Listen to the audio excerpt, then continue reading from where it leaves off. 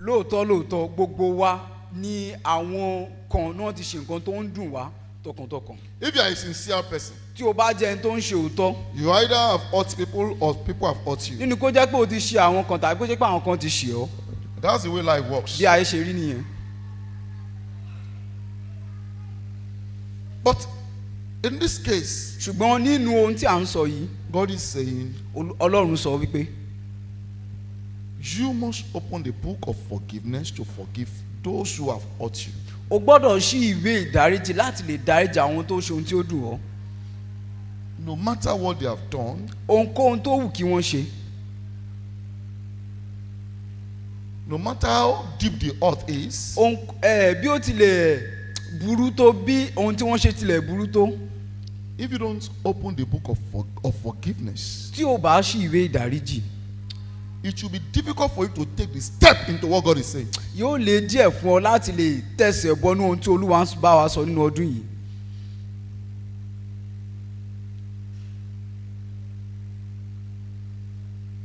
Look at Psalm 105 for me first. wo orin Dáfídì orí karùnlélọ́gọ́rùn. Psalms chapter 105. orin Dáfídì orí karùnlélọ́gọ́rùn. I want to read from verse 16. mo fẹ́ kà láti orí kẹrìndínlógún. Moreover, he called for a famine upon the land, he brake the whole staff of bread. pẹ̀lúpẹ̀lú ó pe èèyàn wá sí ilẹ̀ náà, ó ṣẹ́ gbogbo ọ̀pá oúnjẹ. He sent a man before them, even Joseph, who was sold for his servants. ó rán ọkùnrin kan lọ síwájú wọn, àní Jósẹ́fù tí a tà lé ẹrú. There was famine in Egypt and invariably in the whole world at that time. ìyàn wà ní ilẹ̀ Íjíbítì àti pàápàá jùlọ ní gbogbo ilẹ̀ ayé nígbà náà. And God wanted to rescue his own people. Ọlọ́run sì fẹ́ yọ àwọn èèyàn tiẹ̀, ó fẹ́ ṣàánú fún wọn. He began to raise Joseph as a leader. ó wá gbé Jósẹ́fù dìde gẹ́gẹ́ bí adarí. God has shown Joseph some prophecies over his life. Ọlọ́run ti fi àwọn àsọtẹ́lẹ̀ kan hàn Jósẹ́fù nípa tayé rẹ̀. It was time for that prophecy to come to pass. àkókò sì ti tó láti mú ìlérí àsọtẹ́lẹ̀ náà ṣẹ. So the brothers of Joseph, they conspired and sold him out. torí náà àwọn ará Jósẹ́fù wọ́n jọ dìmọ̀ pọ̀, wọ́n sì tà á. They sold him as a slave. wọ́n tà á bí ẹrú. And you know the way Joseph, journey was in life. and ẹ sì mọ̀ bí Jósẹ́fù ṣe rin ìrìn àjò rẹ̀ nínú ayé. From slavery láti ẹrú, oko ẹrú, into Potiphar's house, lọ sí ilé Pọ́tífà, then to prison. títí dé ọgbà ẹ̀wọ̀n. So he didn't have a very smooth ride. kò ní ìrìn àjò tó lọ tààrà. And that was all because his brethren sold him as a slave. ó rí bẹ́ẹ̀ torí pé àwọn ará rẹ̀ tà bí ẹrú.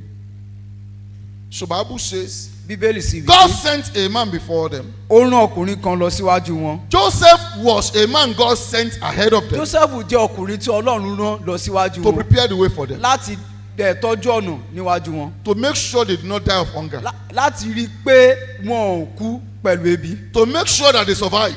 láti rí i pé wọ́n la ìyàn náà kọjá. Because from their line, Messiah is coming. torí pé láti ilẹ̀ wọn, láti ipa wọn ni olùgbàlà ó ṣe wá. So God had Messiah in mind, torí pé Ọlọ́run ní olùgbàlà lọ́kàn. and he had them in mind therefore. ó sì ní àwọn náà lọ́kàn. So he sent Joseph ahead torí náà ó rán Jósẹ́fù lọ síwájú as a wọn leader, gẹ́gẹ́ bí adarí, as a ruler, gẹ́gẹ́ bí olórí, as an overseer, gẹ́gẹ́ bí ẹni tí ó wà ní ìka gbogbo tí wọ́n ṣe. but he who God sent ahead, ṣùgbọ́n ẹni tí Ọlọ́run ti lọ síwájú Bible wọn. say, who was sold for his servant. Bíbélì sọ pé tí a tà bí ẹrú. You see contradiction. ẹ rí ohun méjì tí ó dojúkọra wọn. You see what does not agree together. ẹ rí ohun méjì tí ó jọ rìn papọ̀. The sense of God. Ọlọ́run rán síwájú. Somebody God sent.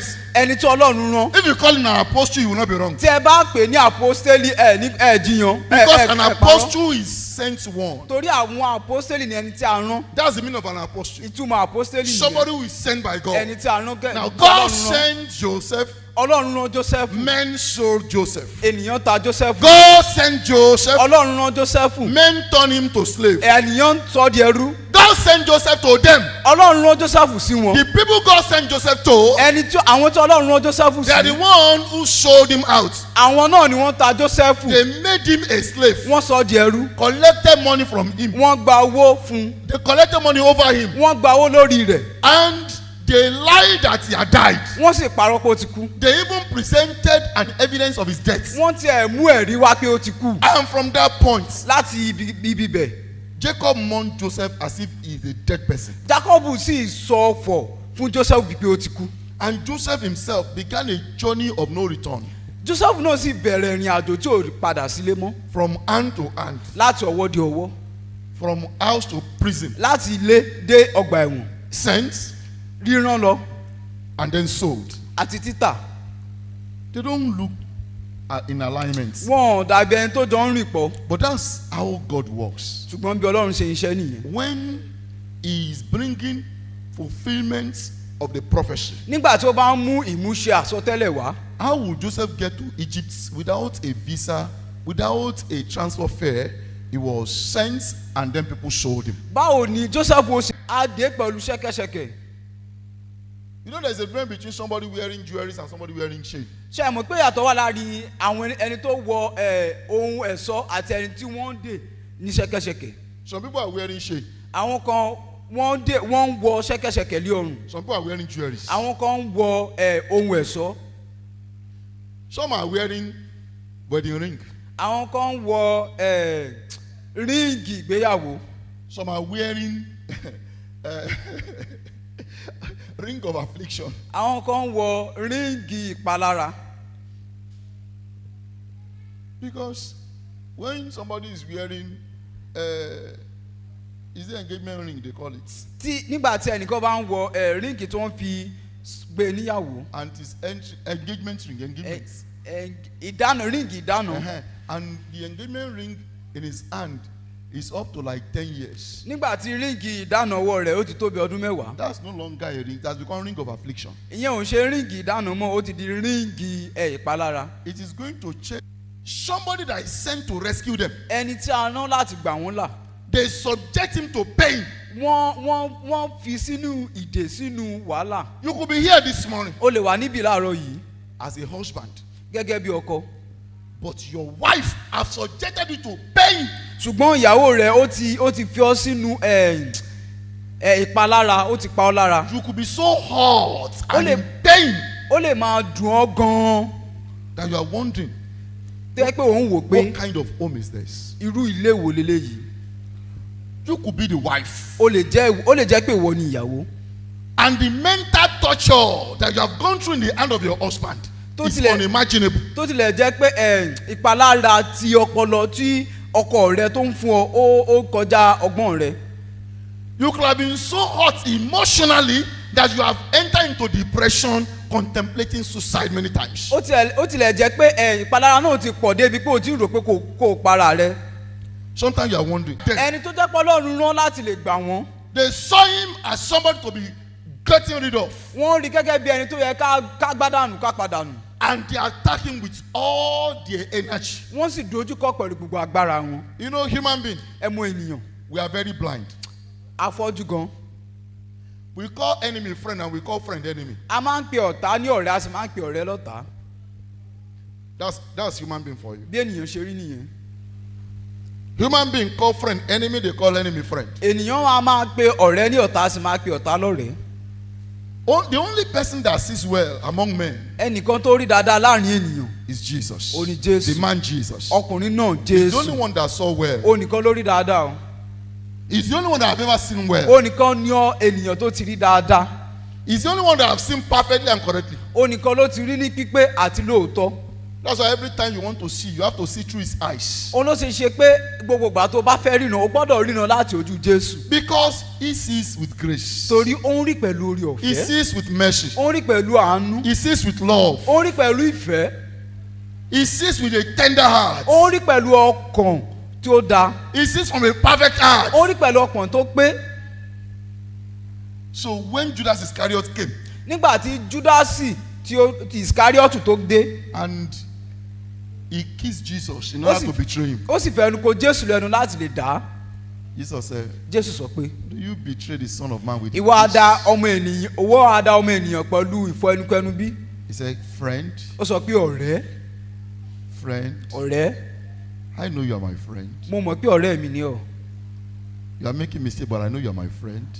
Ó ń ṣe àṣìṣe ṣùgbọ́n mo sì mọ̀ pé ọ̀rẹ́ mi ni ọ́. You are my friend because you are the one that is going to help me to go to the cross. ọ̀rẹ́ mi ni ọ́ torí pé wọ́n ló ràn mí lọ láti dé orígi àgbélébù. You are my friend because you are the one that is going to help me to do the will of God. ọ̀rẹ́ mi ni ọ́ torí pé wọ́n ló ràn mí lọ láti ṣe ìfẹ́ Olúwa.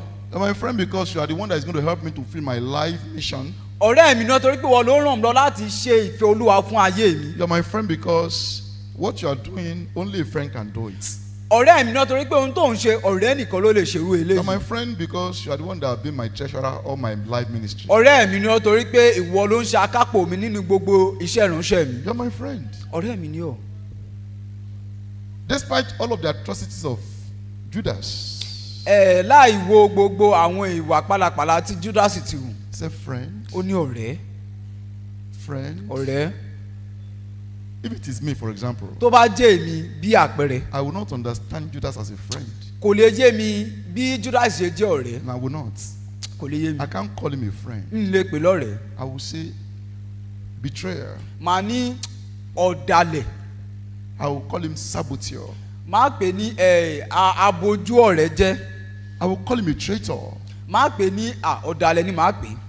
I will say this one is an enemy that looks like friend. màá sọ pé eléyìí ọ̀tá ni tó dàbí ọ̀rẹ́.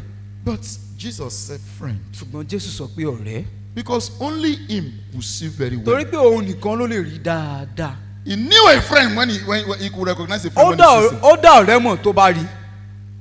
Irrespective of the instability of the inconsistencies and all of that. láì wo àìdúró déédéé ti Júdásì. Said friend. ó ní ọ̀rẹ́. Jesus, àwa náà ni a tà. we're the one who killed him. àwa náà la pa. We don't even want him to resurrect. àti ẹ̀dùn fẹ́ kó jí dìde. Even though his resurrection is the only hope that we have.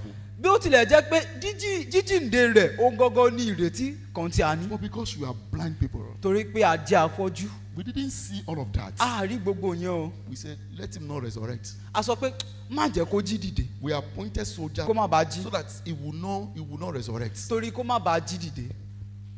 But while Jesus was dying, ṣùgbọ́n bí Jésù ṣe wà níbẹ̀. while he was dying, nígbà tó ń kú lọ. ok nígbà tó ń kú lọ while he was dying.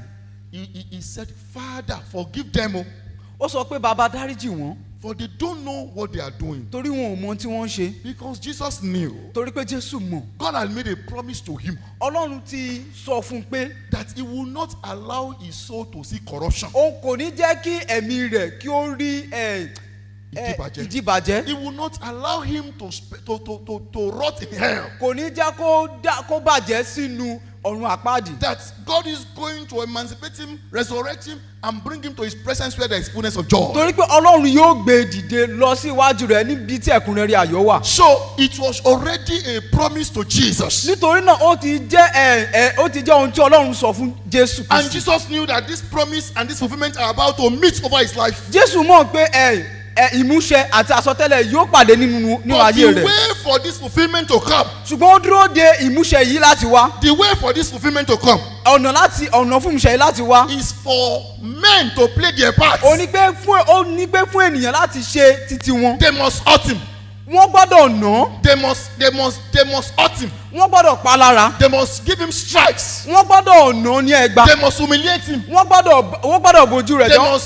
They must sell him out. wọ́n gbọ́dọ̀ ràn jáde. There must be a traitor among men. ọ̀dàlẹ̀ gbọ́dọ̀ wà láàrin ènìyàn. Somebody must betray him. ẹnìkan gbọ́dọ̀ dà á. Somebody must hurt him deeply. ẹnìkan gbọ́dọ̀ pa lára. And the one who will hurt him must be somebody close to him. ẹni tó bá sì gbọ́dọ̀ pa lára yóò gbọ́dọ̀ jẹ́ ẹni tó súnmọ́. All that Jesus understood. gbogbo ohun tí Jésù mọ̀. So when Judas came. nígbà tí Júdásì wá. Jesus a friend. Jésù sọ pé ọ̀rẹ́. You are only fulfilling prophecy. ó mú àsọtẹ́lẹ̀ ṣẹ ni o. You are a friend. ọ̀rẹ́ mi ni ọ́. So why they spat on him. nígbà tí wọ́n tutọ́ sí lára. And they ridicule him. tí wọ́n sì fi ṣe ẹlẹ́yà. Say, Father, forgive them. ó ní Ọlọ́run bàbá dáríjì wọ́n. Is it not painful? ṣé kò kì í dùn ní. So painful. ó máa ń dùn yàn gan-an. It was so painful. ó ń dùn yàn gan. But he prayed that God will forgive them. ṣùgbọ́n ó gbàdúrà pé Ọlọ́run máa dáríjì wọn. Because Torí part pé- of the requirements for him to step into fulfillment of the promise God gave him ara ojúṣe fún un láti lè tẹsẹ̀ bọ ohun tí Ọlọ́run sọ fún un is that forgiveness. ó ní ìdáríjì yẹn. When the day is about to break, nígbà tí ilẹ̀ tí ó kù díẹ̀ kí ilẹ̀ mọ́ that's when it's always the darkest. ìgbà yẹn gan nílẹ̀ máa ń ṣú jù. When the hurt become more intense nígbà tí ìpalára yẹn kó bá le gan and the pain becomes so deep, nígbà tí ó sì dùnyàn gan what the devil is doing is ohun tí Sátánì ń ṣe ni pé do something at this point ṣe ohun kankan ní àkókò yìí to extend your night. láti lè fa alẹ́ rẹ gùn sí. Do something now ṣe nǹkan kan nísìnyìí to prolong your darkness. láti lè jẹ́ kí òkùnkùn rẹ kó pọ̀ sí i. Do something now ṣe nǹkan kan nísìnyìí to prolong your wilderness experience. láti lè jẹ́ kí ìrìn àjò aginjù rẹ kó lè gùn sí i. Do something ṣe now nǹkan kan nísìnyìí to postpone the promises. láti lè ti ìmúṣẹ ìlérí náà síwájú. Do something ṣe now nǹkan kan nísìnyìí.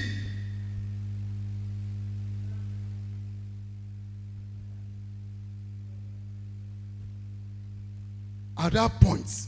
ní ojú náà Jesus said, Jésù sọ pé Father, bàbá have mercy on them. ṣàánú fún wọn They don't know what they are doing. wọn ò mọ ohun tí wọ́n ń ṣe. If you and I must step into the promise of the Father, tí ìwọ àti ẹ̀mí á bá tẹ̀sẹ̀ bọ inú ìmúṣẹ ti Jésù the first thing, ohun kankan tí a ó ṣe we must open the book of a forgiveness. gbọ́dọ̀ ṣí ìwé ìdáríjì. It doesn't matter who hurt us.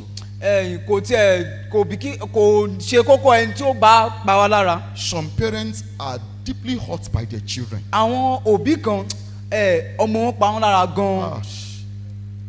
They did everything to make these children to live right, to do right, but they soiled their name, spoiled their name, dragged their name in the mud, misbehaved. Some of them had to go to prison, and the parents are in pain. àwọn òbí kan wọ́n ń ṣe gbogbo ohun tí wọ́n lè ṣe láti lè jẹ́ pé kí ọmọ wọn kó lè gbé ìgbé ayé tó rọrùn ṣùgbọ́n ọmọ náà ó bà ojú wọn jẹ́. In fact bó tilẹ̀ jẹ́ ó dé ojú kan jẹ́ pé àwọn ọmọ náà wọ́n á lọ sí ọgbà ẹ̀wọ̀n láti lè bà orúkọ àwọn òbí náà jẹ́. And the parents are saying, we will never forgive you for this thing. àwọn òbí náà á máa sọ pé mi ì lè dáríjì ọ́ fún ohun tó ṣe yìí o. Normally it is very hurting. ó máa ń dùn yàn gan-an. But to enter into what God has said about your life, ṣùgbọ́n láti lè tẹsẹ̀ bọ ohun tí Ọlọ́run ti sọ nípa ayé rẹ̀. to commit God to bring his word to pass, láti lè fọ ọwọ́ Ọlọ́run láti lè mú ọ̀rọ̀ rẹ̀ wá sí ìmúṣẹ. you must open the book of forgiveness. o gbọ́dọ̀ ṣí ìwé ìdáríjì. How you are going to know you are forgiven is that you are no longer feeling pain or hurt when that matter comes up or when you see the person hurt you. ọ̀nà tí ó fi mọ̀ pé o ti dáríjì ni pé o ò ní ìpalára yẹn kò ní dùn ọ́ mọ́ tí a bá ti mú ọ̀rọ̀ yẹn wá tọ̀rọ̀ yẹn bá ti jẹ jáde tàbí o bá ti rí ẹni tó ṣe ọ́. 1 Samuel chapter number 24. Sámúẹ́lì kìíní orí kẹrìnlélógún. 1 Samuel chapter number 24. Sámúẹ́lì kìíní orí kẹrìnlélógún. Ahead of this encounter I'm about to read, kó tó di inú ìtàn tí a fẹ́ kà yìí. in 1 Samuel 18 and 1 Samuel 19, ní Sámúẹ́lì kìíní orí kejìdínlógún àti orí kọkàndínlógún. Saul had made attempt 2 times Sọ́ọ̀lù ó ti pinnu rẹ̀ ó ti sa ipá lẹ́ẹ̀mejì to kill David with a sword. láti pa Dáfídì pẹ̀lú idà. And David actually came to help Saul. Dáfídì wá láti ran Sọ́ọ̀lù lọ́wọ́ ni o. Saul was having mental insanity. Sọ́ọ̀lù ní ìdààmú ọpọlọ díẹ̀díẹ̀. They said the spirit of God. Wọ́n sọ pé Was ẹ̀mí troubling Ọlọ́run him. ó ń dà á láàmú. Actually, it was just jealousy. Jẹ́lọ́sí lásán ni. Owú jíjẹ lásán ni. Owú kíkorò ló ń da Sọ́ọ̀lù láàmú. It was little mind. Ọkàn kékeré ni. It was, shallowness. dírí kékeré ọkàn kékeré ló ń da Sọ́ọ̀lù láàmú. It is what Yoruba will call Kenny Mani. That's what the Yoruba people will call, I don't know, Kenny. Others should not have. Others should not have. Only him should shine. Ó nìkan ló gbọ́dọ̀ máa tàn. He is not seeing his own shining in the shining of others. Kò rí títàn rẹ̀ nínú títàn àwọn ará rẹ̀. He is not seeing his reigning in the reigning of others. Kò rí dídára rẹ̀ nínú títí dídára tàwọn ará And they rẹ̀. suggested a person that can help him. Wọ́n wá pe ẹnìkan tó lè ràn án lọ́wọ́. It happened to be David. Ó wá jẹ́ Dáfídì. When they brought David to palace, Ìgbà tó mú Dáfídì wá sí ààfin. David played. Dáfídì ó ṣeré. The insanity disappeared.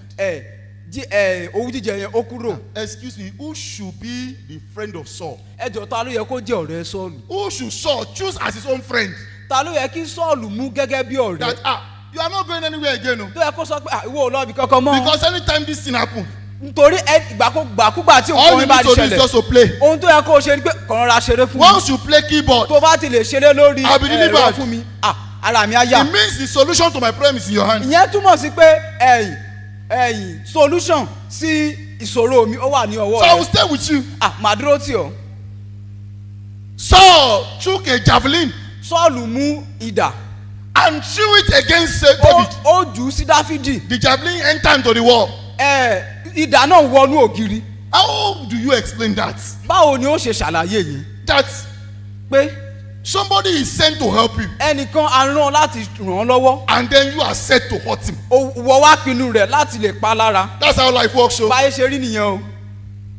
when you don't understand that this is how life works, Ìgbà tí kò bá yọ pé báyé ṣe ń ṣe you will be lélẹ́yìí disappointed yóò kà ọ́ lára. that God has sent you to a people. Pé Ọlọ́run ti rán ọ sí àwọn kan. Does not mean that they will help you.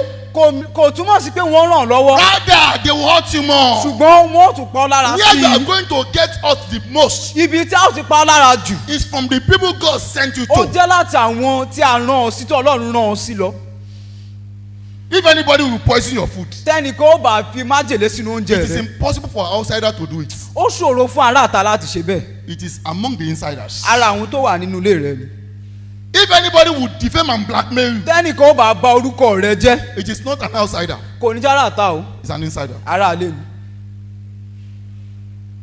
If somebody is going to kill you with his mouth, Tẹ́nìkan ó bá pa ọ́ pẹ̀lú ẹnu rẹ̀. it's not an outsider, Kì í ṣe aráàta o. it's an insider. Ará ilé ni. The people God sends, Àwọn ènìyàn tí Ọlọ́run rán. this is always their experience. Bí ẹ̀rí wọn lélẹ̀ nǹkan tójú wọn máa ń rí lélẹ́yìí.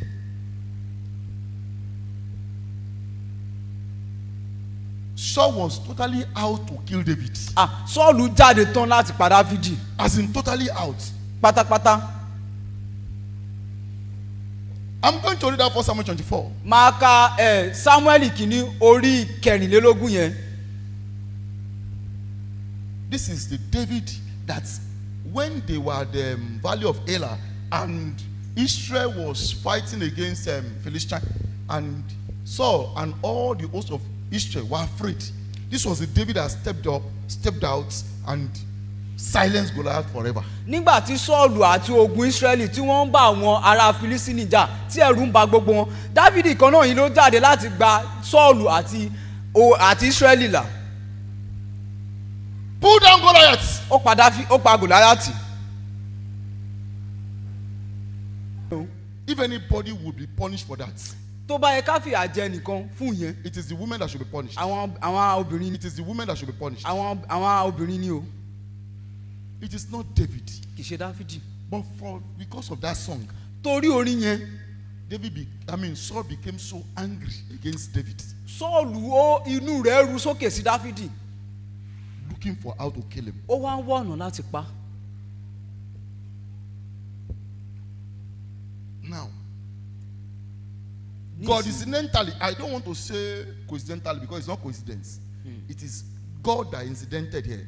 Ọlọ́run ló mọ̀ ló tó ọ̀nà náà bẹ́ẹ̀. Now, if you come to that chapter 24 of that 1 Samuel, Tí o bá wá sí orí kẹrìnlélógún ti Sámúẹ́lì kìíní yẹn, you will see that. And it came to pass when Saul was returned from following the Philistines, ó rí i pé ó sì ṣe ní ìgbà tí Sọ́ọ̀lù padà kúrò lé àwọn Fílísítínì.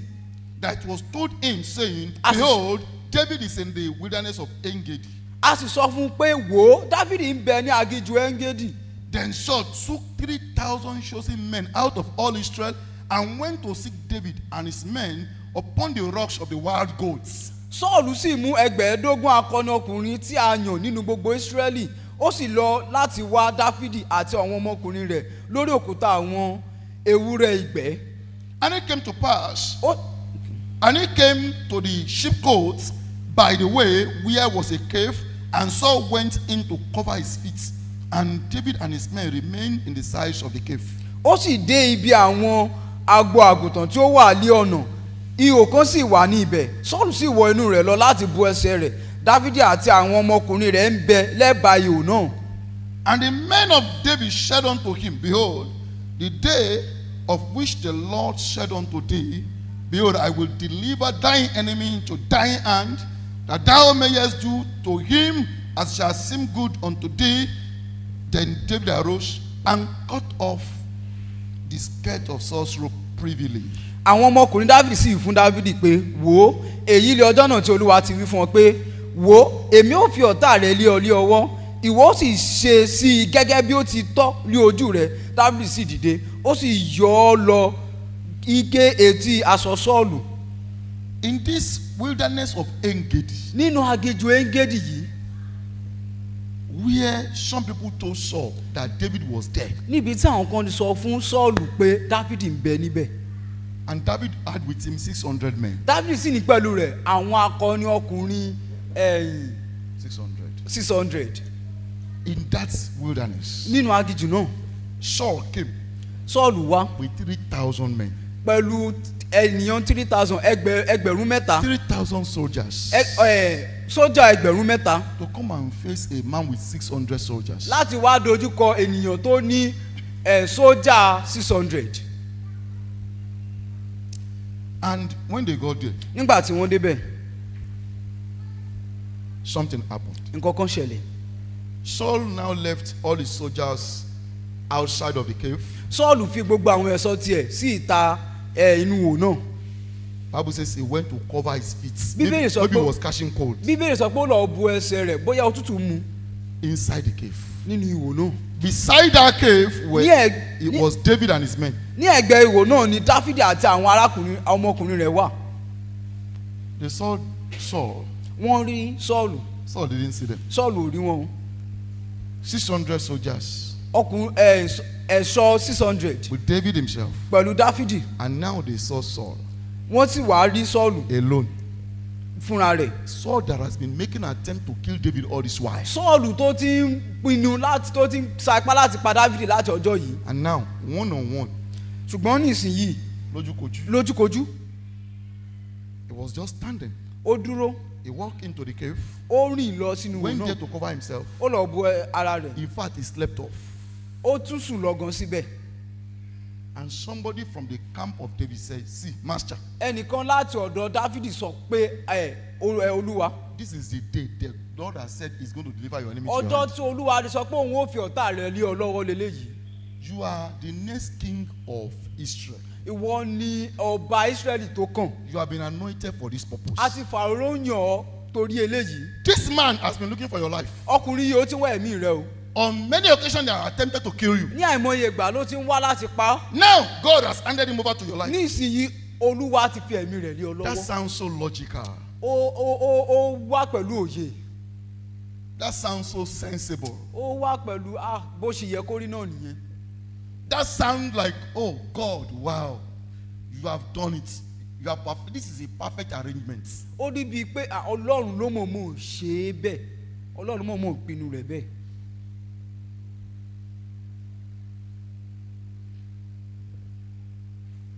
Friend, Ọ̀rẹ́, I want to say to you this morning, mo fẹ́ sọ fún ọ lówùúrọ̀ yìí. when you are faced with such situation, Nígbà tí o bá wà nínú ohun tó rí bẹ́ẹ̀ tó rí bá a ṣe ń sọ yìí. it's a test, don't fall for it. Test ni o ó ìbá dára kó o kọjá rẹ̀. Don't fall for it. Má ṣubú sínú ẹ̀. Má ṣubú sínú rẹ̀. Páńpẹ́ ni. Páńpẹ́ ni. Tàkúté ni. Tàkúté ni. Ìdánwò ni o. It's a test. Don't fall for it. Má ṣubú sínú rẹ̀. Because for God to bring his word to pass as he has promised, torí pé kí Ọlọ́run bá lè mú ọ̀rọ̀ rẹ̀ ṣẹ gẹ́gẹ́ bí ó ṣe sọ. he will check the heart of a person very well. Ó máa yọ ọkàn ènìyàn náà wò dáadáa. Is he free and void of offense? Ṣé kò ní ẹ̀ṣẹ̀ nínú? Offense. Ṣé kò ní ohun tí ó ń dùn ọ́ lọ́kàn? It's not perfect. Offense is that this person, is he not offended in anything? Ṣé kìí ṣe pé ẹni yìí ṣé ó ní ohun tí ó ń dùn lọ́kàn tí ẹnìkan ti ṣe sí? Okay, maybe. God will scan to check, is there an offense there? Ọlọ́run á wo ọkàn rẹ̀ fínfín. Ṣé ó ní ohun kankan tó ń dùn ẹni yìí lọ́kàn sí ẹlòmíì? Is there bitterness in this heart? Ṣé ìkorò wà nínú ọkàn rẹ̀? Is there vengeful spirit? Ṣé ẹ̀mí tó fẹ́ gbẹ̀san wà nínú rẹ̀? Good.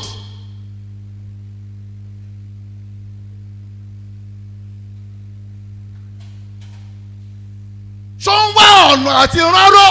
Ṣé is he looking for a way to pay evil back? Ọlọ́run á sì mọ̀ọ́mọ̀ ṣe ààyè láti pàdé ẹni tó fẹ́ ránró tó fẹ́ gbẹ̀san lára rẹ̀. God will intentionally make a way for you to meet the person you want to eat back with a vengeful spirit. Ó fẹ́ wo ohun tó ń bẹ lọ́kàn rẹ̀. God wants to check what's in your heart.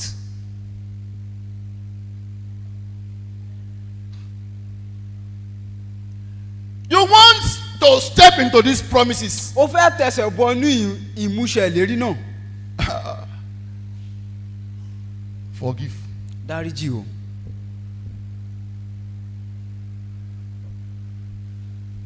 This guy had raped you and you know how you felt. You lost your self-esteem, your dignity while he raped you after that event. Ọkùnrin yìí ó ti fipá bá ọ lò pọ̀, ó sì mọ bó ṣe dùn ọ́, bó ṣe bà ọkàn rẹ jẹ́ lẹ́yìn ìgbà tí ìṣẹ̀lẹ̀ náà ṣẹlẹ̀.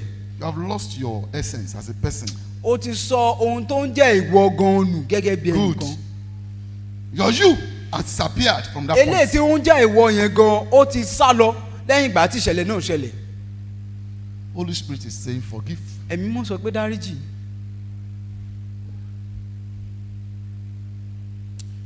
You know, a person could actually go through tough, terrible things in the hand of men. So mọ̀ pé ènìyàn lè la ohun tó burú já ìkọjá ní ọwọ́ ènìyàn bíi tirẹ̀. Human beings are wicked o. Ènìyàn burú gan o.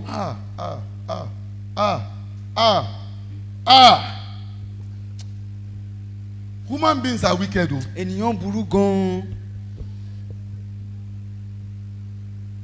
And the heart is very deep. Ọkàn náà sì ó wọnú gan, ó jìn gan. The kind of evil human being can perpetrate. Ohun búburú tí ènìyàn lè ṣe.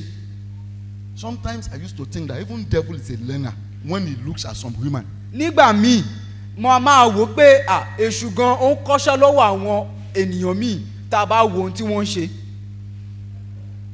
No matter what your experience has been, ohunkóhun tí ó lè wù kí ìrírí rẹ ti jẹ́. since God has come to say it is the time and season of fulfilment. Nígbà tí Olúwa ti sọ pé àkókò ti tó láti mú ohun tí òun ti sọ ṣe.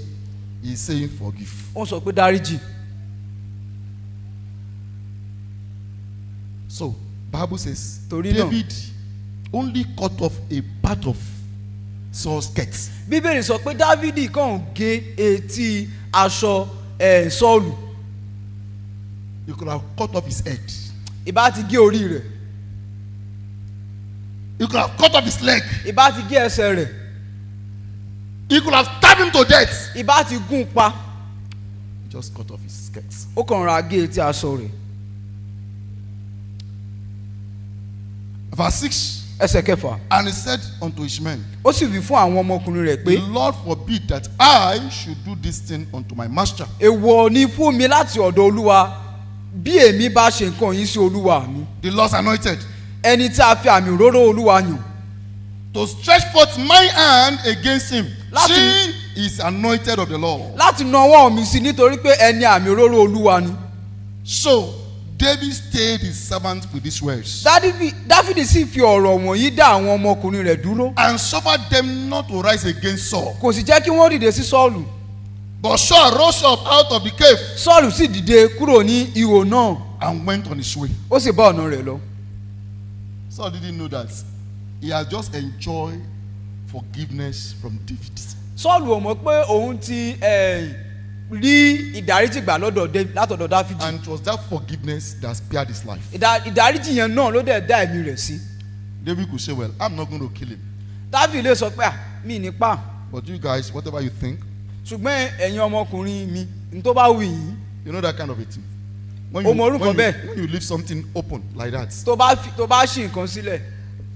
you want the guys to take initiative and they just damage him. Ó fẹ́ straight. kí àwọn ọmọkùnrin kan ṣe ohun tó bá wù wọ́n kán lò lọ́pọlọ wọn kán sì bà ayé Sọ́ọ̀lù jẹ́. And then when the matter come up, it's just like, Tí a bá I didn't kill him. sì sọ̀rọ̀ náà ó sọ pé èmi kọ́ mo pa. And of course, you didn't kill him. Lóòótọ́ ìwọ kọ́ ló sì pa. But truly, you killed him. Ṣùgbọ́n lóòótọ́ ìwọ náà ló tún pa. Before the law, you are not the one that killed him. Níwájú Olúwa ìwọ kọ́ ló pa. Before the law, the law. Nínú òfin níwájú òfin ìwọ kọ́ ló pa. But before the Lord, you are the one that killed him. Ṣùgbọ́n níwájú Olúwa ìwọ ló pa.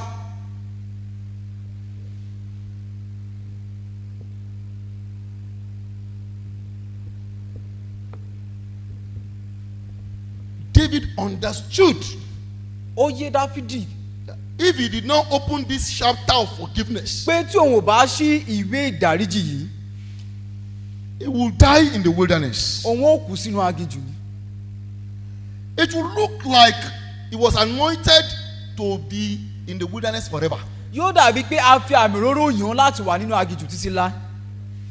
And some lives, Àti pé àwọn ayé kan the only day they will leave wilderness ọjọ́ tí wọ́n kúrò nínú aginjù is the day they understand that forgiveness is the key that will take them out of it. òní ọjọ́ tí wọ́n bá mọ̀ pé ìdáríjì ní kọ́kọ́rọ́ tí ó gbé àwọn kúrò nínú aginjù. Some people, when they wake up every day, Àwọn ènìyàn kan tí wọ́n bá jí dìde ní àárọ̀ kùtùkùtù, they will begin to rain curses upon those who have hurt them. wọ́n á máa ṣépèlé àwọn tó ti pa wọ́n lára, They will be mentioning their names. wọ́n á máa dárúkọ wọn. They may even be praying, Wọ́n lè máa gbàdúrà o, but as they are praying, bó ṣe ń gbàdúrà they will be mentioning names. wọ́n á máa dárúkọ, And they raining wọ́n á máa curses. ṣépè fún wọn. Who are you praying that prayer to? Ta ni ẹ̀ ń gbàdúrà irú àwọn àdúrà báyẹn sí? Of course, it's not God. Kì í ṣe Ọlọ́run o, It's not Jesus. kì í ṣe Jésù, Because it's not biblical. torí kò bá Bíbélì mu. Just wasting your time. Ó kàn ń fi àkókò rẹ̀ ṣòfò ni o.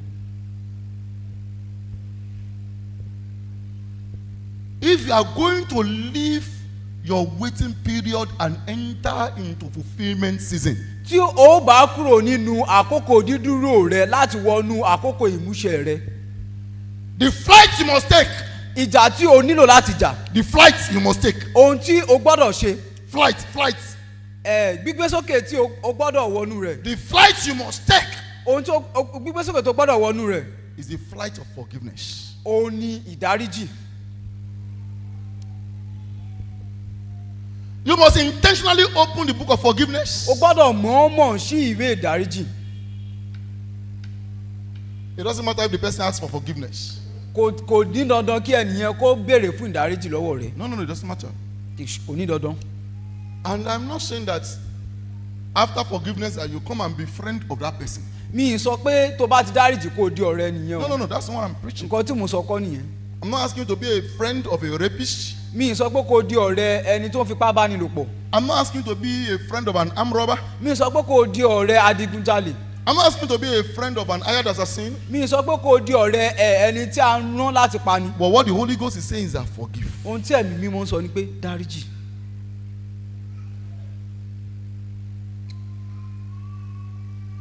And David showed that the forgiveness he forgave was from the heart. Dávidi sì fi hàn pé ìdáríjì tó ń dáríjì ó wá láti ọkàn rẹ̀.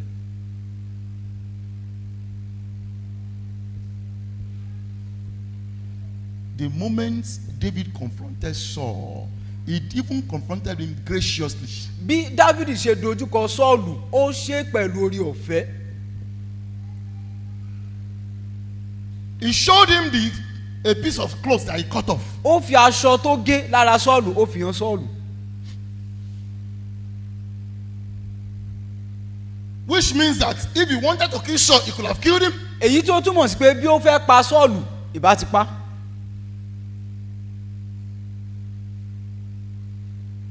And Saul himself acknowledged that day that he is a fool. Sọ́ọ̀lù náà sì gbà fúnra rẹ̀ ní ọjọ́ náà pé òmùgọ̀ ni òun. You would think that Saul was not going to make an attempt on David's life again. Ó rò pé pẹ̀lú ìṣẹ̀lẹ̀ tó ṣẹlẹ̀ níbi bíi pé Sọ́ọ̀lù ò ní pinnu tàbí gbìyànjú rẹ̀ láti pa Dáfídì mọ́ ni. Look at chapter 26 of that same 1 Samuel. Wo orí kẹrìndínlọ́gbọ̀n nínú ìwé Samuel kìíní kan náà.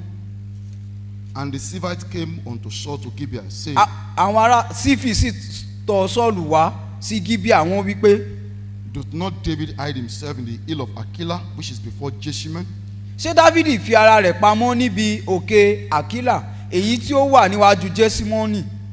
Then Saul arose and went down to the wilderness of Sif, having 3,000 chosen men of Israel with him, to seek David in the wilderness of Sif. Sọ́ọ̀lù sì dìde sọ̀kalẹ̀ lọ sí ijù Sífì, ẹgbẹ̀ẹ́dógún àṣàyàn ènìyàn ní Ísírẹ́lì sì pẹ̀lú rẹ̀ láti wá Dáfídì ní ijù Sífì. And Saul pitched in the hill of Aquila, which is before Jeshimon, by the way, but David abode in the wilderness. And he saw that Saul came after him into the wilderness. Sọ́ọ̀lù sì pàgọ́ ní ibi òkè Àkílà tí ó wà níwájú Jésímọ́nì ní ojú ọ̀nà. Dáfídì sì jókòó ní ibi ijù náà. Ó sì rí i pé Sọ́ọ̀lù ń tẹ̀lé òun ní ijù náà. David therefore sent out spies and understood that Saul was coming very indeed. Dáfídì sì rán àmì jáde, ó sì mọ̀ nítòótọ́ pé Sọ́ọ̀lù ń bọ̀. And David arose and came to the place where Saul had pitched.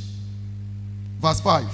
And David beheld the place where Saul lay, and Abner the son of Ner, the captain of the host, and Saul lay in the trench, and the people pitched round about him. Dáfídì sì dìde, ó sì wá sí ibi tí Sọ́ọ̀lù pàgọ́ sí. Dáfídì sì rí ibi tí Sọ́ọ̀lù gbé dùbúlẹ̀ sí, àti Abneri ọmọ Neri olórí ogun rẹ̀. Sọ́ọ̀lù sì dùbúlẹ̀ láàrin àwọn kẹ̀kẹ́, àwọn ènìyàn náà sì pàgọ́ wọn yí i ká. Then answered David and said to Ahimelech the Hittite, and to Abishai the son of Zeruiah, brother to Joab, saying, Who will go down with me to Saul to the camp?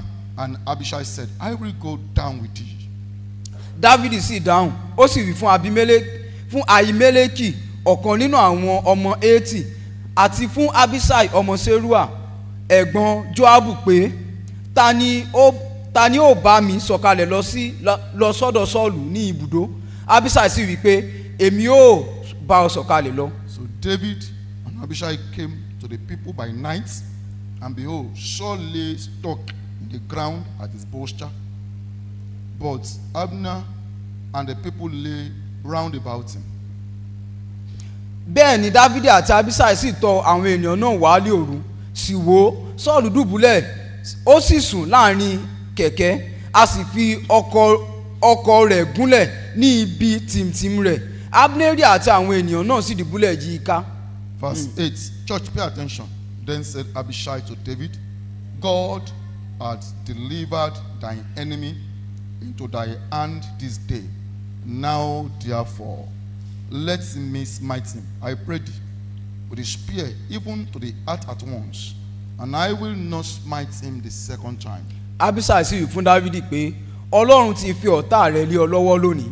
Ǹjẹ́ èmi bẹ̀ ọ́, ṣáà jẹ́ kí èmi kí ó fi ọ̀kọ̀ gún un mọ́lẹ̀ lẹ́ẹ̀kan, èmi kì yóò gún un lẹ́ẹ̀mejì. Was Abishai right? Ṣé Abishai ṣé ó ṣe òótọ́? Ṣé ó ṣe olóòótọ́? Right. Ṣé ó ń sọ òótọ́? They say, is she right? Ṣé ohun tí Abishai sọ ṣé ó dára, ṣé ó tọ́? Maybe. If you ask me, Tí o bá bi mí, I'll say yes. màá ní bẹ́ẹ̀ ni. Just looking at the whole situation, Wíwo bí gbogbo ohun tó ṣẹlẹ̀ ṣe rí. 3,000 soldiers plus Saul himself came looking for David alone. 3,000 sójà wọ́n wá lé Dáfídì nìkan kiri. And miraculously, they fell asleep, all of them. Gbogbo wọn sì sùn pẹ̀lú ìyanu. That's a miracle. Ìyanu ni o. Who could have done that? Ta ló lè ṣerú yẹn? 3,000 soldiers. Sójà 3,000. All of them sleeping. Gbogbo wọn sùn. And here is David with one of his general. Dávidi sì ní pẹ̀lú ìkan lára àwọn olórí ogun rẹ̀. All of them are asleep. Ó rí gbogbo wọn bó ṣe sùn. Up until when they were discussing, these guys did not wake up.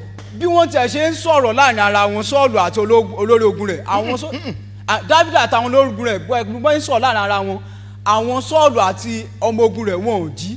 Please pay attention. Yes, sir. We're talking. Abishai said, this is the day that the Lord has made. Abishai sọ pé ọjọ́ tí Olúwa ti sọ lélẹ́yìí. That he has said he's going to deliver your enemy into your hand. Tó sọ pé òun ó fi àwọn ọ̀tá rẹ̀ lé ọ lọ́wọ́. Let me strike him only once. Jẹ́ kí n gún lẹ́ẹ̀kan péré. If I strike him once and not kill him, Tí mo bá gún lẹ́ẹ̀kan tí mi pa, just expel me. Tì mí síta.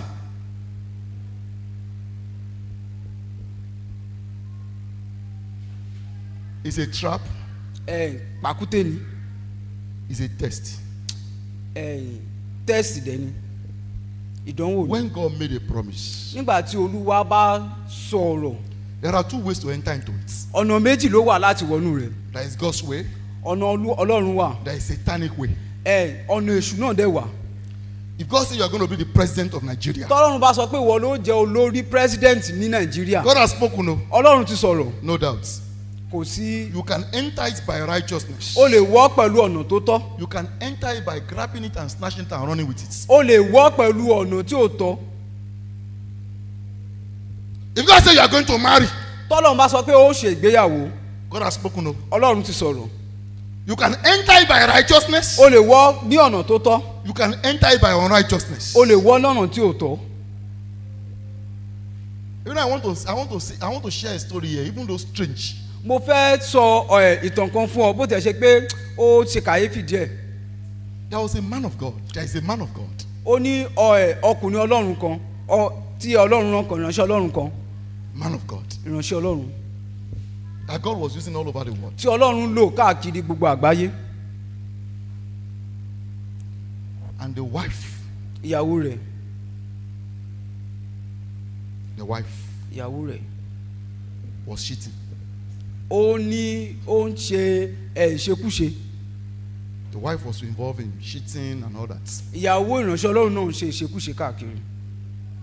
Up to the point that the man of God gets invested with, sexually transmitted diseases. Ó burú débi pé ìránṣẹ́ Ọlọ́run náà ó kó àìsàn láti ibi ìbálòpọ̀. You can imagine.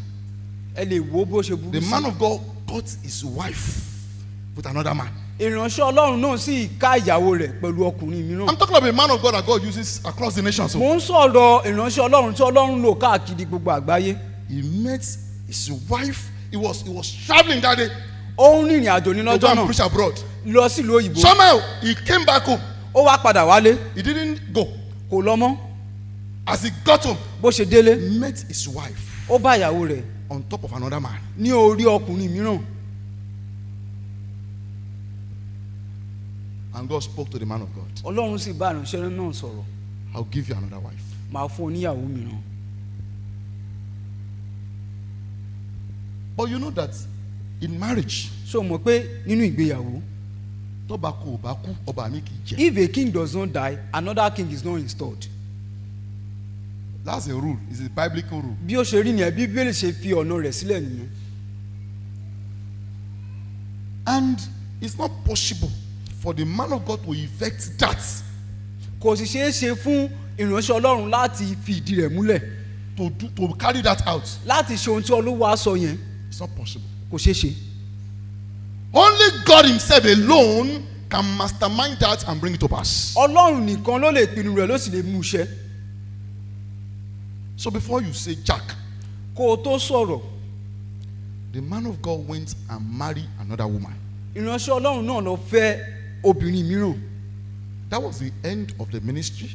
Ibi tí iṣẹ́ ìránṣẹ́ parí sí nìyẹn. Now, what is the problem? Ibo ni ìṣòro wà? Did God say he will give the man another wife? Ṣé Ọlọ́run sọ pé òun ó fún ìránṣẹ́ rẹ̀ náà ní ìyàwó mìíràn? Yes. Bẹ́ẹ̀ni. But did the man of God enter it by righteousness? Ṣé ìránṣẹ́ Ọlọ́run náà ṣó wọnú rẹ̀ ní ọ̀nà tó tọ́? No. Rárá. Some people they will even see a married man and they will say God said it's their husband. àwọn mìíràn ti ẹ̀ rí ọkùnrin tí ó ti ṣe ìgbéyàwó tí àwọn wọn sì máa sọ pé ní tí Ọlọ́run sọ pé ẹni tí Ọlọ́run sọ pé kì í fẹ́ leléyìí. No, I am not God. èmi kọ́ lọ Ọlọ́run o. I don't know if God spoke to them or not. mi mọ̀ bóyá Ọlọ́run bá wọn sọ̀rọ̀ àbí bẹ́ẹ̀ But kọ́. if it is God who has spoken, ṣùgbọ́n tó bá jẹ́ pé Ọlọ́run ló ti sọ̀rọ̀, it will only take God alone to fulfill that. yóò mú Ọlọ́run nìkan ló lè mú ọ̀rọ̀ náà ṣẹ. Some people will begin to look at the spouse of that person with an aim of killing the person. àwọn míì wọn á máa wo ìyàwó ọkùnrin náà bíi pé kí wọ́n pa. I'm not dealing with that today. ìyẹn kọ́ ni mò ń dojúkọ lónìí. But everyone who makes such attempts, ṣùgbọ́n gbogbo ènìyàn tó bá gbé irú ìgbésẹ̀ náà, they are no longer going the way of the Lord. They are no longer with God. They are now with the devil. wọn ò rìn ní ìrìn Ọlọ́run mọ́, wọn ò sí pẹ̀lú Ọlọ́run mọ́, wọ́n ti wà pẹ̀lú èṣù. All who entertain such thoughts gbogbo ènìyàn tó bá fi àyè gba irú èrò náà, and attempt to carry it out, tó bá sì pinnu rẹ̀ láti mú iṣẹ́, they have laid their hands on what ought to be God's own and they want to carry it out. wọ́n ti dáwọ́lé èyí tó yẹ kó jẹ́ ti Ọlọ́run nìkan láti lè ṣe é fúnra wọn. If they succeed on earth, tí wọ́n bá rí ṣe ní ayé they yìí, will not succeed in heaven. wọn ò ní rí ṣe ní ọ̀run. The problem of Reuben wá ìṣòro tí Rúbẹ́nì ní, is the same problem with Satan. ó ní ìṣòro tí Sátánì ní. He took what belongs to his father when his father is still alive. ó mú ohun tó ṣe tó tọ́ sí bàbá rẹ̀ nígbà tí bàbá rẹ̀ wà láyé. That's the real problem there. ibi tí ìṣòro yẹn gangan wà nìyẹn. If he waited tó bá dúró and the father died tí bàbá rẹ̀ bá at the kú appointed time, ní àkókò he will have tó tọ́, inherited all the wife of his father, ìbá jogún gbogbo ìyàwó bàbá rẹ̀, because at that time it was permitted to do so. nítorí pé nígbà náà àyè rẹ̀ wà láti ṣe bẹ́ẹ̀. But ṣùgbọ́n he could not wait. kò lè dúró, He couldn't even ask his father. kò tiẹ̀ bí bàbá rẹ̀. That's the difference between Reuben and the prodigal son. ìyàtọ̀ tó wà láàrin Rúbẹ́nì àti ọmọkùnrin onínàkúnà nìyẹn. The prodigal son asked his father, ọmọkùnrin onínàkúnà bí bàbá rẹ̀, but Reuben couldn't ask. Rúbẹ́nì ò bí bàbá rẹ̀ o, He just laid his hand on it. ó kàn dáwọ́lé. He said, you can't succeed. Oh. ó lè rí ṣe o, You can have money. ó lè lówó, You can build a house. ó lè kọ́lé, You can even have children by virtue of that thing. ó lè bímọ, But when you get to heaven, you will not succeed. ṣùgbọ́n tó bá dé ọ̀run ó lè rí ṣe. When you get to eternity, you cannot succeed. tó bá dé ayérayé ó lè rí ṣe. Church, pay attention. I want to close the meeting this morning. ìjọ mo fẹ́ kó o fojú sí ohun tí mò ń sọ kó o tẹ́tí rẹ̀. God can say anything because he is God. Ọlọ́run lè sọ ohun tó bá wù ú torí pé Ọlọ́run ni. Yorùbá calls him Aṣeyitowu.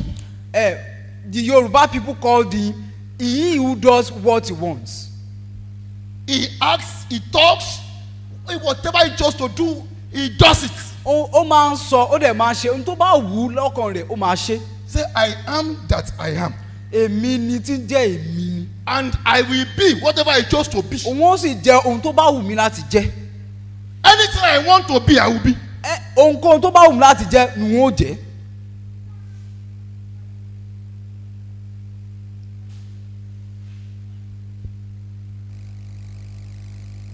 David Dáfídì had another opportunity. ó ní opportunity tó ó ní àǹfààní ọ̀tun To lay his hand on this matter. láti lè dáwọ́ rẹ̀ lóhun tí à ń sọ yìí. When God wants to do something, nígbà tí Ọlọ́run bá fẹ́ ṣe nǹkan, flesh wants to hijack it. ẹ̀yin ara máa fẹ́ bọ́ síwájú. When God wants to do something, nígbà tí Ọlọ́run bá fẹ́ ṣe nǹkan, flesh wants to stop it first. ẹ̀yin ara máa fẹ́ dá dúró ná. But if he cannot stop it, tí ó bá lè dá dúró, he wants to hijack it. ó fẹ́ bọ́ síwájú láti He mú. wants to take over. ó fẹ́ bọ́ síwájú. He wants to take charge. ó fẹ́ bọ́ síwájú, ó fẹ́ ṣe When adarí. God begins, ohun tí Ọlọ́run bẹ̀rẹ̀, God alone is able to sustain and complete. Ọlọ́run nìkan ló lè mú iṣẹ́. But flesh, ṣùgbọ́n ẹran ara, if he cannot stop what God wants to do, tí ó bá lè dá ohun tí Ọlọ́run ṣe dúró, he wants to take the glory over it. ó máa ń fẹ́ gba ògo lórí rẹ̀. There are relationships that begins with God. ó ní relationship tó bẹ̀rẹ̀ pẹ̀lú Ọlọ́run, àrìnpọ̀ tó bẹ̀rẹ̀ pẹ̀lú Ọlọ́run. Husband to be and wife to be that work together with God. Ọkọ àti ìyàwó àfẹ́sọ́nà tí wọ́n rìn pẹ̀lú Ọlọ́run. But suddenly flesh took over that relationship. Ṣùgbọ́n láàrin ọ̀nà ẹran ara ó wá síwájú. And then the bed is defiled. Wọ́n sì ṣe ohun tí kò tọ́ tí Bíbélì fààyè rẹ̀ sílẹ̀. They have defiled the bed now. Wọ́n ti ṣe ohun tí ò tọ́ níwájú Olúwa. Because the flesh took over. Torí pé ẹran ara ó bọ́ síwájú. There is the promise of the business that God gave you. Ó ní ìlérí tí Olúwa ti fún ọ. And the business could have even started by the Lord. Owó náà Ọlọ́run ni ò bá bẹ̀rẹ̀ rẹ̀. You could have even started it. Ó bá bẹ̀rẹ̀. Ó tètè lè bẹ̀rẹ̀ rẹ̀. Ọlọ́run ti lè bẹ̀rẹ̀ òwò náà. But along the line, ṣùgbọ́n lójú ọ̀nà the flesh took over. ẹran ara ó bọ́ síwájú. If you look at that business now, tó bá wo òwò náà báyìí, you couldn't see God there again. ó rí Ọlọ́run bẹ́ẹ̀ mọ́.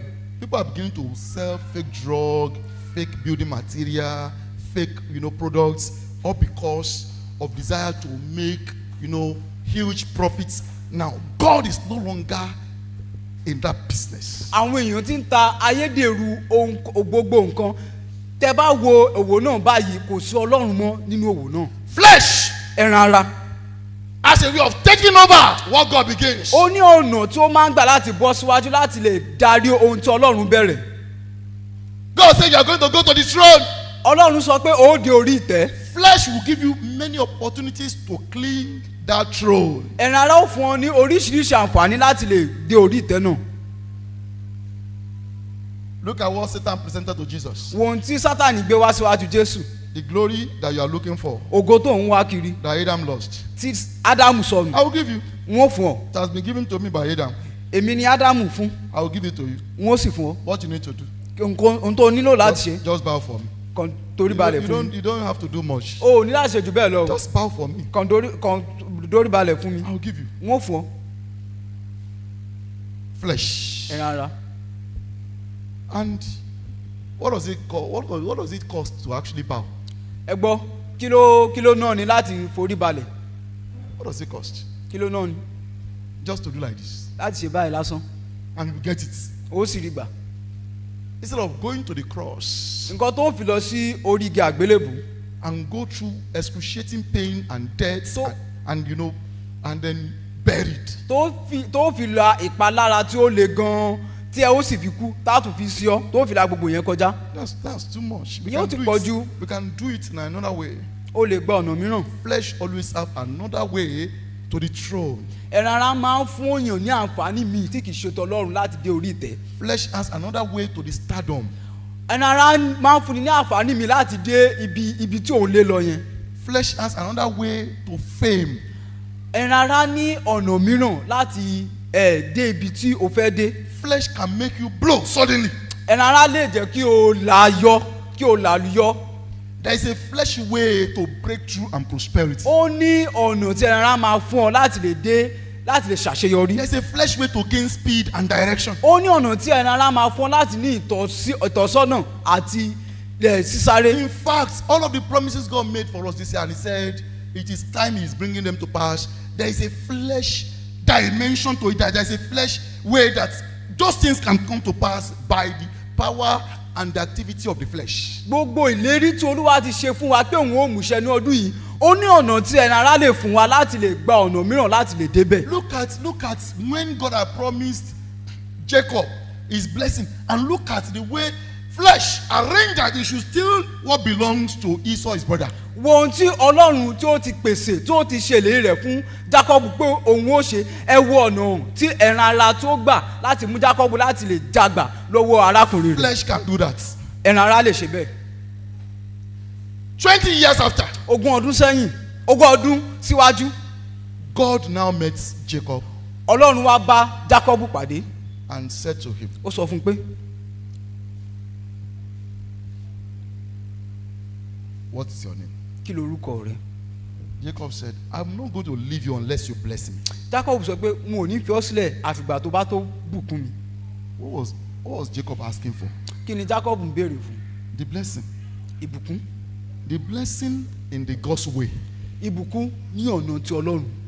he has gotten blessing the flesh way. ó ti gba ìbùkún ní ọ̀nà ti ara ara o. But you see, the blessing that come from the flesh or the way of the flesh adds sorrows, does not give peace, does not give joy, does not give rest. sórí ìbùkún tí ó ń wá ní ọ̀nà ti ara ara kò kí ń fúnni ní àlàáfíà, kò kí ń fúnni ní ìfọkànbalẹ̀, kò sì kí ń fúnni ní ayọ̀. He has gotten that 20 years ago. ó ti rí yẹn gbà ní 20 ọdún sẹ́yìn. 20 years ago. 20 ọdún sẹ́yìn. So when he met the angel and said, I will never leave you unless you bless me. nígbà tí ó pàdé áńgẹ́lì náà tó sọ pé n ò ní fi ọ́ sílẹ̀ àgbà tó bá bùkún mi. I said, which blessing are you looking for again? mo ní pé ìbùkún wo ló tún béèrè. There are always two ways. ọ̀nà méjì máa ń wà ní ìgbà gbogbo. God sent Jonah to go to Nineveh to go and preach. ọlọ́run rán Jónà lọ sí ìlú Nínéfè láti lọ wàásù. He went the way of the flesh. ó lọ ní ọ̀nà ti ara. Eventually he got to Nineveh. ó sì padà dé Nínéfè o. But he went the way of Tarshish. ṣùgbọ́n ó gba ọ̀nà Tásísì lọ. You can enter by putting your hand on what God wants to do. ó lè wọ ọbẹ̀ nípasẹ̀ fífi ọwọ́ rẹ rẹ ohun tí Ọlọ́run fẹ́ ṣe fúnra rẹ. If you take over. tó bá bọ́ síwájú fúnra rẹ. Abraham also took over. Abrahamu náà ó náà ṣe bẹ́ẹ̀. And he had a son. ó sì bímọ. God promised a son. Ọlọ́run ṣèlérí ọmọ fún. And Abraham got a son. ó sì rí ọmọkùnrin. But a son by him taking over from God. ọmọkùnrin tó bí náà nípasẹ̀ tọwọ́ ara rẹ̀ tí ì ṣe ti ọ̀nà Ọlọ́run. A marriage by him taking over from God. ìgbéyàwó nípasẹ̀ pé ó gbà lọ́wọ́ Ọlọ́run. A business by him taking over from God. òwò ṣíṣe nípasẹ̀ pé ó gbà á lọ́wọ́ Ọlọ́run. Traveling abroad by him taking over from God. ó lọ sí ìlú òyìnbó ní ọ̀nà míì tí kìí ṣe ti Ọlọ́run. You know the result. ó mọ àbáyọrí rẹ̀. It's always the way of Ishmael. ọ̀nà Ismaili ni. The result of taking over from God.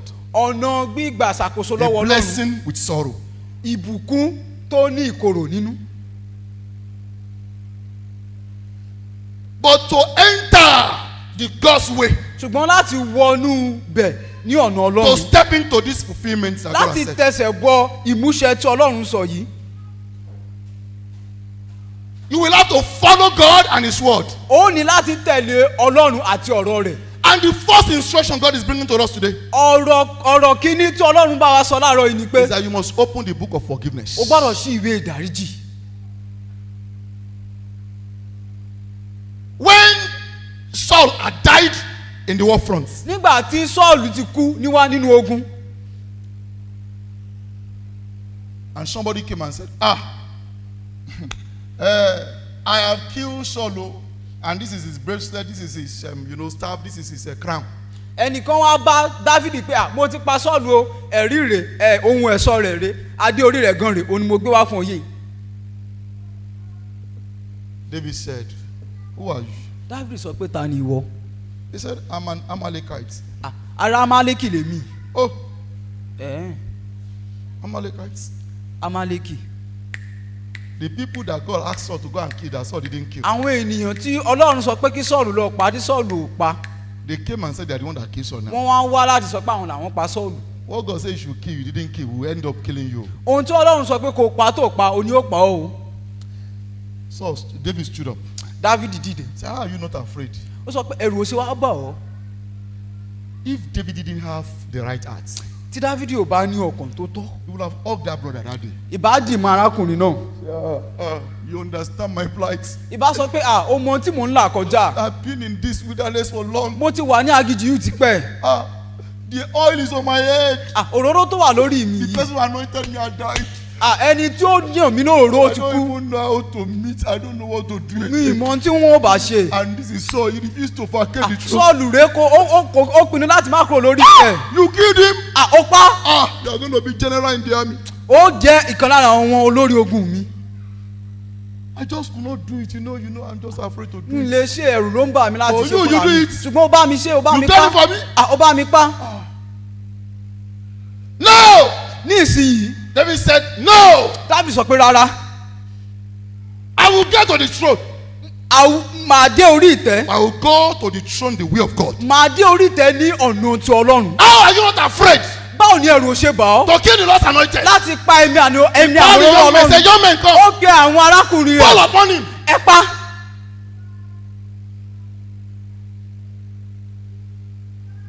You will think it's a sheep thing. Wàá rò pé òun kékeré ni, It's not sheep. kò kéré.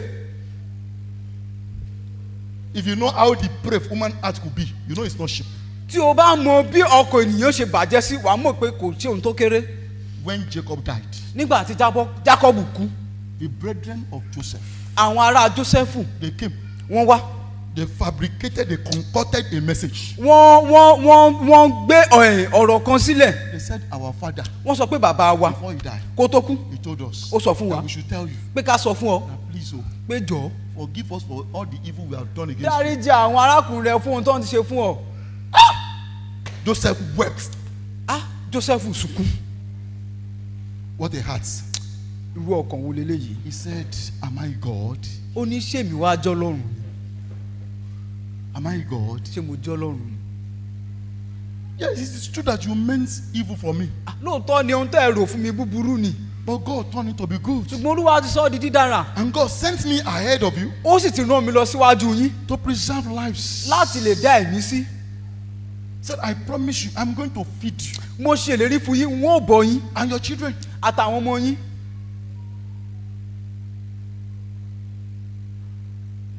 We want to pray now. A ó gbàdúrà nísìnyí. It will be up to you.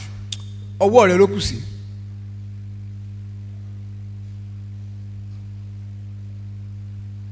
This is the first step. Ìgbésẹ̀ kìíní tí a ó gbé léléyìí.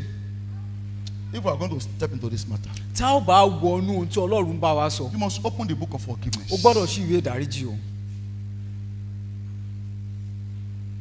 Let's rise up to pray. Ẹ jẹ́ ká dìde láti lè gbàdúrà. The first prayer I want to pray for you, Àdúrà kan tí n ó gbà fún ọ, before you now pray for yourself. kó tó gbàdúrà fúnra rẹ. I want to ask God to release grace to you. Mo fẹ́ bẹ̀ Ọlọ́run kó fi oore ọ̀fẹ́ fún ọ. Oore ọ̀fẹ́ ṣá ní gbẹ́kẹ̀lé mi. Jésù kú fún aráyé, ó kú fún mi pẹ̀lú. Oore ọ̀fẹ́. I just want to pray for you first. Oore ọ̀fẹ́ ṣá. Oore